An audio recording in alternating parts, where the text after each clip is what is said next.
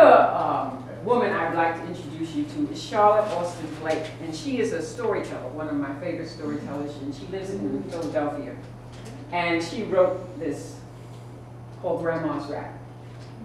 When the grandkids come to stay with me, Delilah, Chris, and little Manny, they run to the radio and turn it on, and all the peace I had is gone. They say, Grandmother, do you like this song? And they all start to sing along. Why they call it singing is beyond me, because I can't hear no melody. Once I tried to listen to the words they say, but I can't understand them to this day. And to me, it don't make no sense at all. So I'll leave the understanding to you all. And then they all sound the same to me. But the kids say, no, that's heavy D. And don't look at us like you're lost when you start dancing to the crisscross. So I go in the kitchen and let them have fun. They're really good kids, so there's no harm done. Their parents teach them to understand the right way to treat their fellow man. So you listen to your rapping and enjoy yourself because your old grandmama just loves you to death, and maybe you remember when I'm dead and gone that you had a grandmother that wrote a rap song.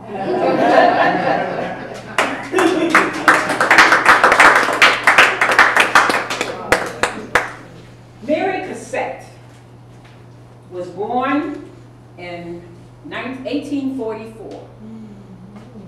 And some of you may have seen some of her work in museums and things. And she died in 1926. She was born in Pennsylvania. And she was born into an upper middle class family, one of 7 children. Now, Mary Cassette grew up in an environment that viewed travel as part of education. So she spent 5 years in Europe and visited London, Paris, and Berlin. And while abroad, she had her first lessons in drawing. Her father did not like to educate her to be an artist. And so he refused to pay for her training as an artist. So she had to do the best she can, but she was determined. She created images of the social and private lives of women with particular emphasis on the intimate bonds between mother and children. Cassette's paintings have sold for as much as 2.9 million. But sometimes a block is put in front of you and you just have to leap over it and keep going, and she did. Somewhere over the rainbow, way up high, there's a land that I heard of once in a lullaby.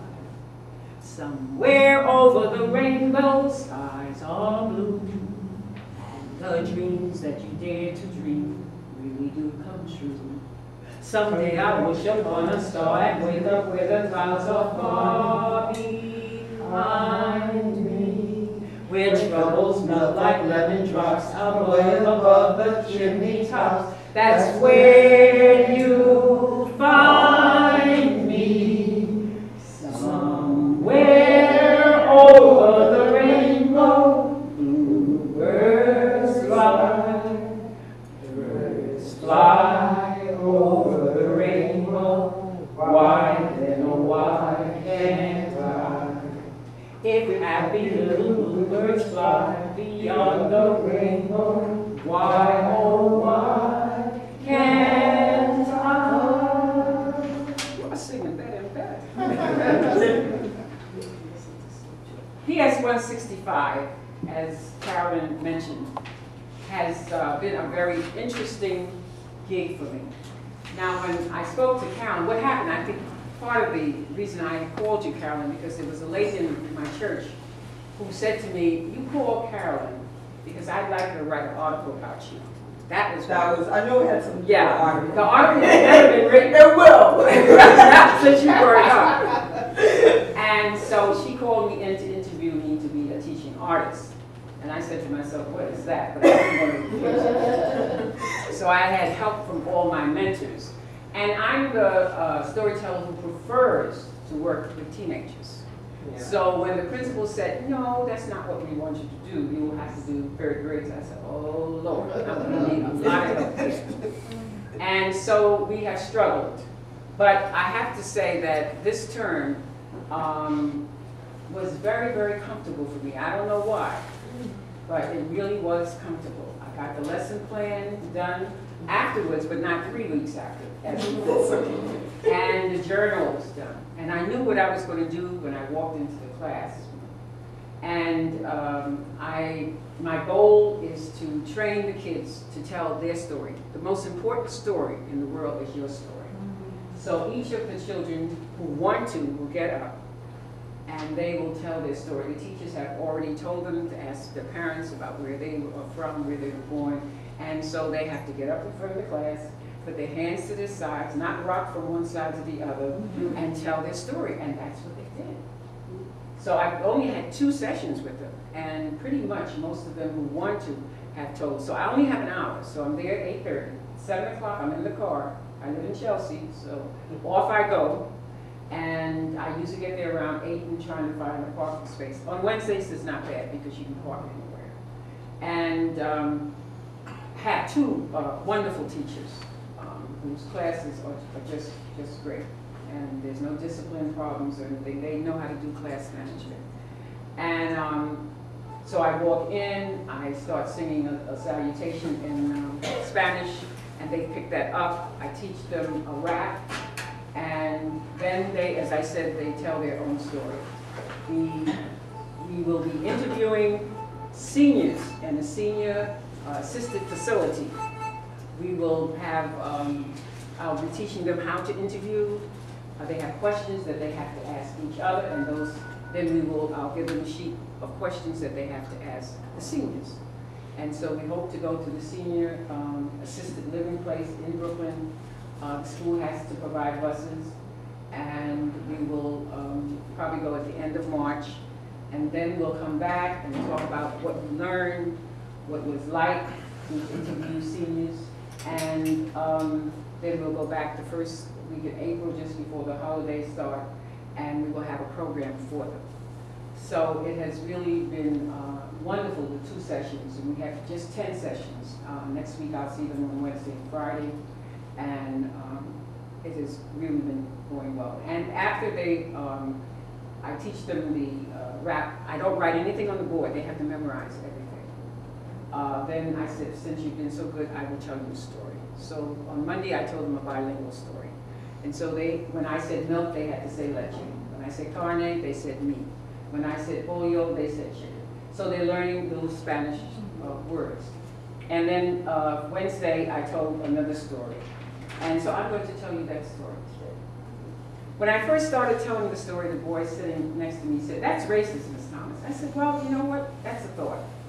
Why don't we hold that thought, and then what we can do is after I finish telling the story, then we can talk about it. So he said, okay.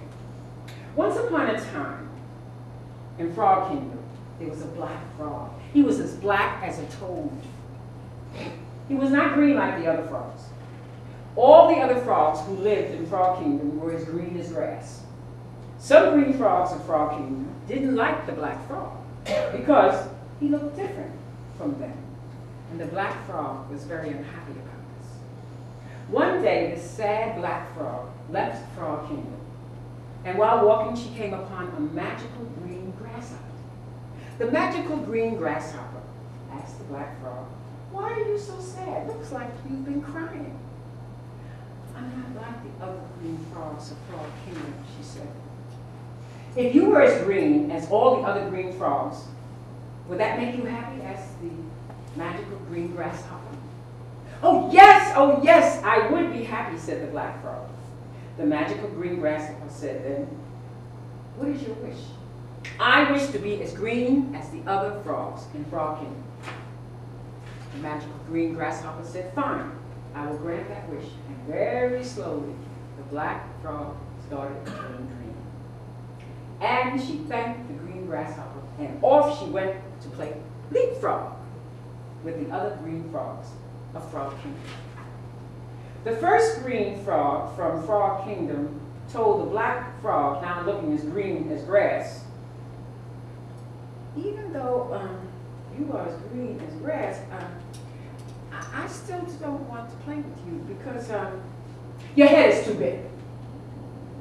The second frog from the Frog Kingdom told the black frog, now looking as green as grass, even though you are as green as grass, I still don't want to play with you because your feet are too long.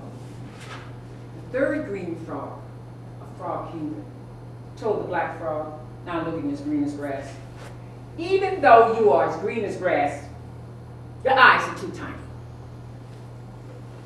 Well, the black frog that is now green as grass was confused. She was sad again, with tears running down her face, and she wandered away from Frog Kingdom to find the magical green grasshopper. When she finally came upon the magical green grasshopper, she said, although I'm as green as grass, some frogs in Frog Kingdom don't want to play with me. They don't like me. And the wise green grasshopper said to the black frog, looking as green as grass, my dear frog, you and the other green frogs of Frog Kingdom must accept you for who you really are, and not the green frog they feel you need to be. Now looking very deeply into the eyes of the frog, the green grasshopper said, if I were to grant you one more wish, what would that be? I wish I was once more a black frog, said the frog. And before her very eyes, the black frog, now looking as green as grass, started to turn black. The wise green grasshopper said to the black frog, we're all black frogs in one way or another. As the black frog returned to Frog Kingdom, she could be heard singing, oh, what a beautiful morning, oh, what a beautiful day. I got a wonderful feeling, everything's going my way. Now, after I tell the story, the children know that they have to paraphrase the story in their own words and get up and tell the story. And also talk about what the story means. We had the most wonderful conversation about what that story meant to them. And when the teacher said that when he was young, because he's tall, he was short. Even in kindergarten, he was shorter than most of the kindergartners. And he always had someone making fun of him. And then I talked about when I was in school, at the age of 10, I was the same height as I am now. And so there was always someone calling me a giraffe, or how is the air up there, or not picking me to play a game or something like that. And so I said to the young man who said that the story was racist, I said, do you get another picture of it now? He said, yes. People just don't like you sometimes, you know? And some of the kids in the class are from the Caribbean, Colombia. Well, people may not like them because their accent is different. And so you can't please people. You just have to do what you have to do and be a black frog. And frog black.